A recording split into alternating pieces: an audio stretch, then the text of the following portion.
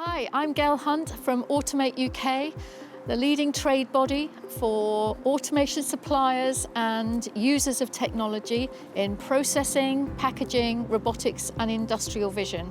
We're here today at Endoline to talk about their past, present and future, not just of Endoline but of all automation and how this can help manufacturing PLC going into the future.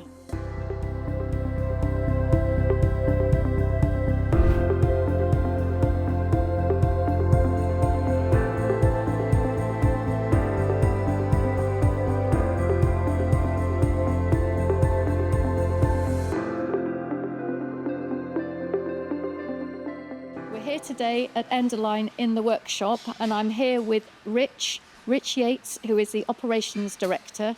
And Rich, you've been here for a very long time, haven't you? Yep, I'd have been here 30 years this October. So yeah, started as an apprentice, worked my way up over the years.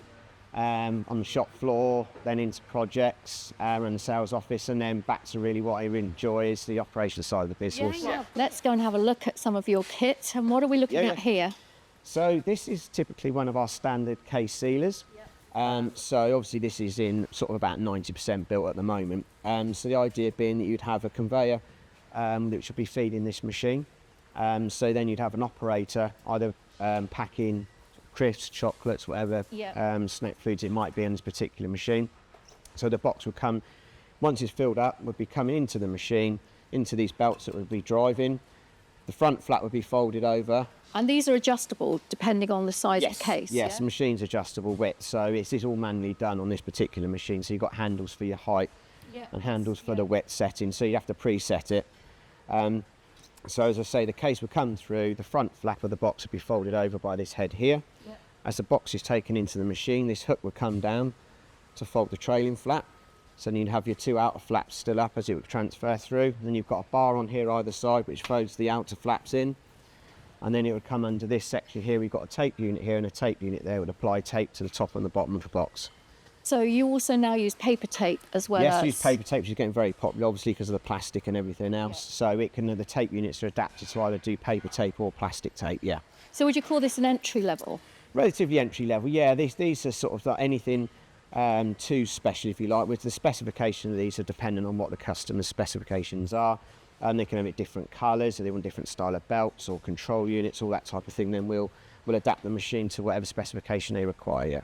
So these are preset machines we have manually operated, and then you get up to the next level when there's automatically done. So there's sensors to detect the size of the cases, so it adjusts everything for you. But obviously they're more expensive, but they save time in the whole setup. So the adjustment thing, is that more for sort of e-commerce and things? Or yes, yes, it is. Yeah, when you've got different size of cases. But then again, if on e-commerce, if you've got a lot of different sizes running through on could have 12 different lines, it could all be fed into one machine. The machine will read the size of the case and adapt to it, so you can have all those different size cases going through one machine.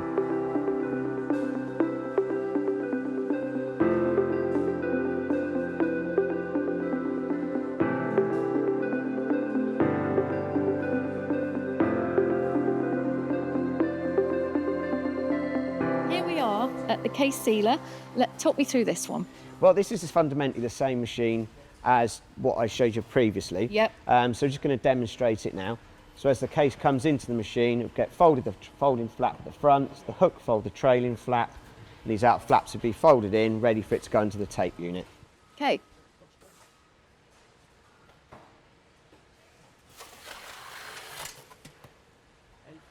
Brilliant. So you can see sealed from the top and the bottom. Yep. Yeah. Top and bottom, brilliant. So you've got an indexing table on here, you see. So what happens when the sensor's actually made, it drops the table down, ready for the next box. So this is fully automated, so you don't actually need an operator standing there. So in the next box, we'll push the next box into it. The advantage of doing this, using a machine like this, you see, is that you always get a consistent seal. It's always cut nicely, right in the middle of the box. So it's ideal for any snack foods that go in there. It could be crisps or drinks, whatever it may be. So you've got a consistent, reliable seal all the time, rather than it being with a tape unit gun stripped off, and it could be not as quickly as well. So this is basically taking away really dull, boring jobs so Yeah. they can go Yeah, do they something more interesting exactly. So again, somewhere more else. utilised elsewhere in the factory, yeah. So this was doing a monotonous job of just taping the box. It's quicker, it's more reliable. So overall, that's where you get the idea of having one of these for. So automation obviously key Yes. in future manufacturing. Yeah. And how long have these machines been around then, this kind of range? Well, this is sort of machine's been going since, well, say 1981 when the business started up. My grandfather, he's designed a lot of the machines we still manufacture now. Do you? So they've been modified over the years, but generally they're still the same, fundamentally the same machine as what it do. Yeah. You know, at the end of the day, it's a machine that seals a top and the bottom of a case, yeah. Reliably. Reliably, runs 24/7, doesn't have sick days, you know, all that type of stuff. Yeah. Okay, thanks very much.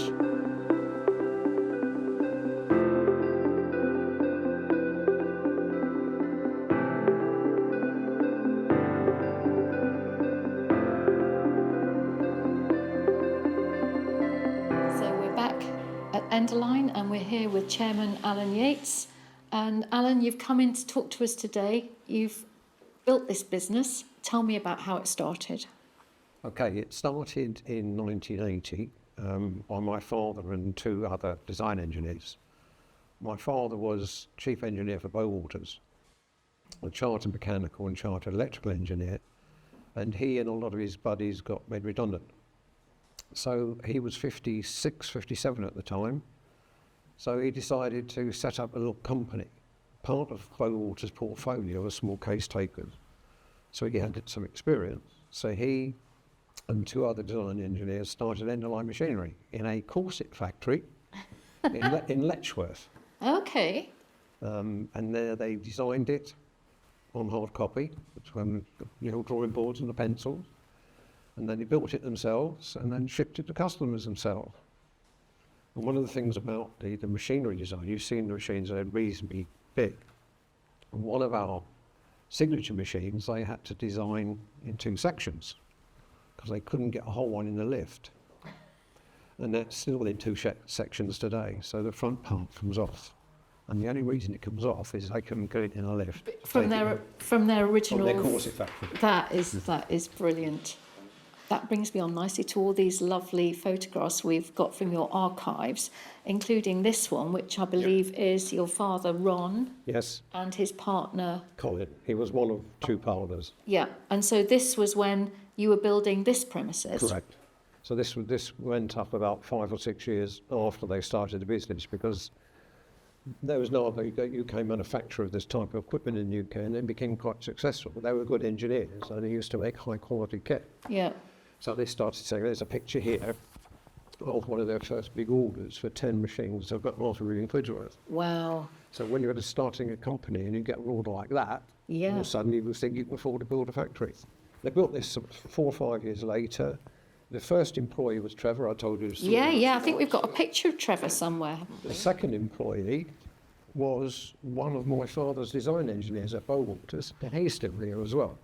Wow. And one of the third employees is this one, Yeah. another design engineer, and he's still here as well. Well, I'm just saying, and I'm hoping you've updated his computer from this. No, they have to work with what they've given. Because this is quite an antique, isn't it? Is Really. nowadays. Of course, this was just after they started getting rid of drawing boards. When I first joined the business, there were just 7 or 8 drawing boards in the office, in the design office, and you could hardly move around. Yeah. Because I joined the business in 1990 when I was 6, and brought a bit of experience about marketing and admin and finance and all that sort of stuff. But I became MD 5 or 6 years later. Right. And my father semi-retired, and he sort of came in occasionally, and then decided not to come in. Then I was running the business basically on my own for 10 or 15 years. Decided to look a bit further forward, so I looked at my sons and I thought, well, they might have some experience, they might be able to bring something to the business. So my oldest son was an apprentice, an engineering apprentice, so he knows engineering. He started with the business and he knows probably as much about this machine as anybody. My middle son, who's now the managing director, Andrew, I sent him off out into the big wide world to learn to do other things and work with other people and have different bosses. Then I brought him back into the business as a salesman. And the youngsters bring lots of different things to the business. As you know, my granddaughter is now in the business, in the marketing department. They bring lots of different ideas and new ways of doing things. And so I just thought, well, maybe that's what the business needs to drive it forward. I'll just sit there with an holistic sort of viewpoints, looking at how they're doing things and just put my 2 pennies in if I'm not sure that's right or there's other implications to it. And it seems to work really well.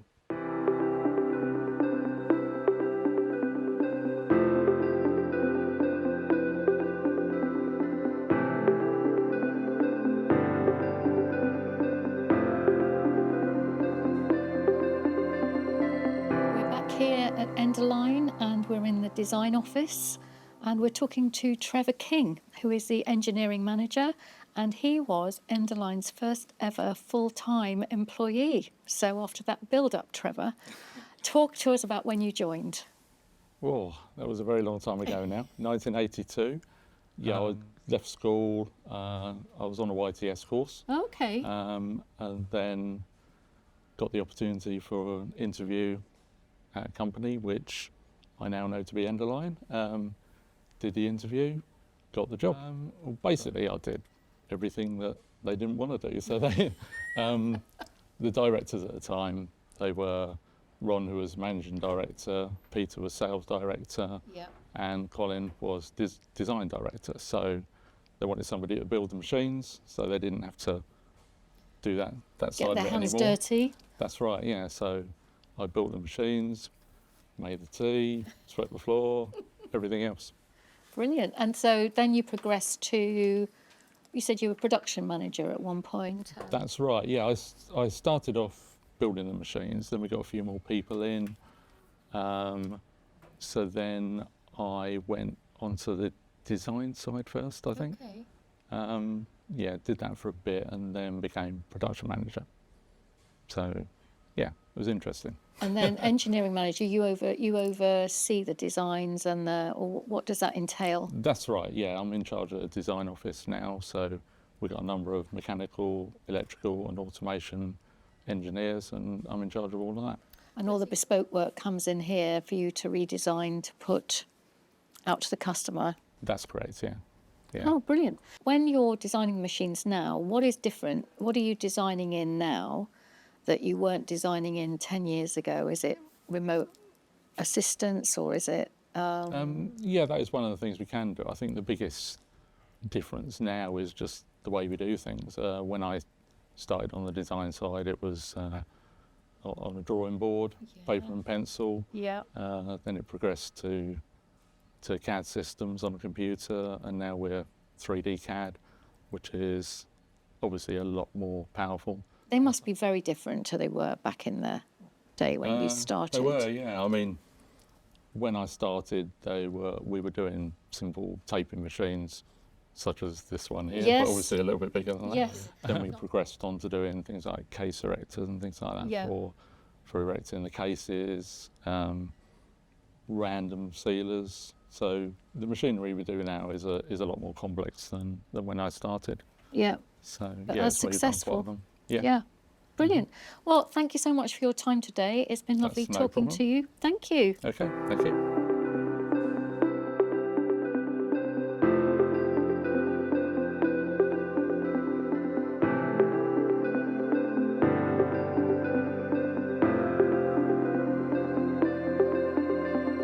I'm here with Andy Murto. He's one of the foremans here at the Endoline in this workshop. And we're starting off here with basically the parts, the components for the basic machines. parts will come in. They've been pre-manufactured, so Yeah. you have painted or plated items. So the customer can either have white or whatever colour they want, or for a food environment, you can have a stainless steel machine. Okay. So that's better for cleaning down, So washing down. for wash down Yep. or whatever. Okay. So basically, they come to us like that, then they get subdivided into different assemblies, and then we have the finish article behind you, which is what we call a 2538 case erector for MOBA. So is this one of your faster machines. It is one of the faster machines. This has been specially built for the footprint. They can get quite a few of these in a very small area. So, and also they can, at the end of their lines, they can have more machines. Yes. Yeah, okay. So, on these machines, what has changed from when you were making these 10 years ago or whatever, and what you're doing now? They have evolved. They have become quicker. The main difference is safety. Obviously, we have more door switches, more guards, purely to keep people's fingers out of places they shouldn't be. Yeah, yeah. We're still building the same way as we did 20 years ago. Yeah. The basic layout, the basic premises are the same. It is purely now extra guarding, safety. So are you faster building them now than we then? are, yes. We are faster now, yeah. So what's made you faster? Better techniques, better working practices, components closer to the machine. Oh yes, schoolworks okay, closer, I can see. Yeah, yeah. And obviously the knowledge is there with certain people, so they can build it quicker. Sure. Yeah. And obviously it's a much cleaner process, isn't it? Yes. Engineering in general. Yes. 20 years ago or whatever, wouldn't be in a nice shirt No, coming you wouldn't. round No, here, no. Whereas No, we do try and keep the factory nice and clean. Try not to have trip hazards. Obviously, if somebody has an accident and they're off work, that impacts on production. So the more we can keep it cleaner and tidier, the better. Okay. Thank you.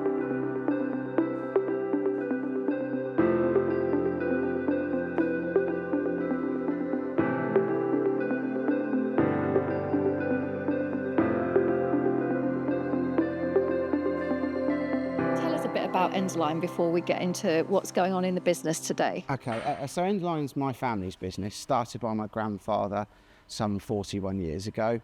My father then took it on, and now I've taken it. I joined the business probably around about 15 years ago, so maybe a little bit longer, and started off selling. So I started off out on the road, learning the machinery, selling into the UK market, which I really enjoyed. Hard work, but rewarding.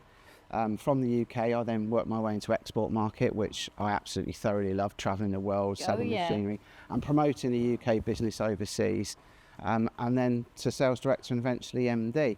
We're very much a family business. We take very much pride in what we've got here. It's good equipment. We push it as hard as we can. It's high quality. It's not the cheapest, but we're very proud in what we produce here. And everything we supply all comes from this factory here in the UK. Yep. And bespoke equipment as well, isn't it? Yeah. It was a decision of the business a long time ago, I guess, when we started selling standard equipment. The customers were driving us more and more for special. They want to tweak this, tweak that, different size box. And we just decided that it was probably a good idea to bring in a team of engineers, highly skilled engineers, to be able to change what we do. So actually, everything is built to order. We don't really stock anything. Everything's built to order, and I would say probably around about 70% is specialist on some way or shape or form. Yeah. So that might either be for special components, or it might be doing something a little bit different. In the beginning, there was innovation, Endoline automation, a company built on change, new opportunities, and determination. We have delved into the archives, uncovering the challenges they faced and the stories that moulded them into who they are today. Follow us to explore the next chapter of their story.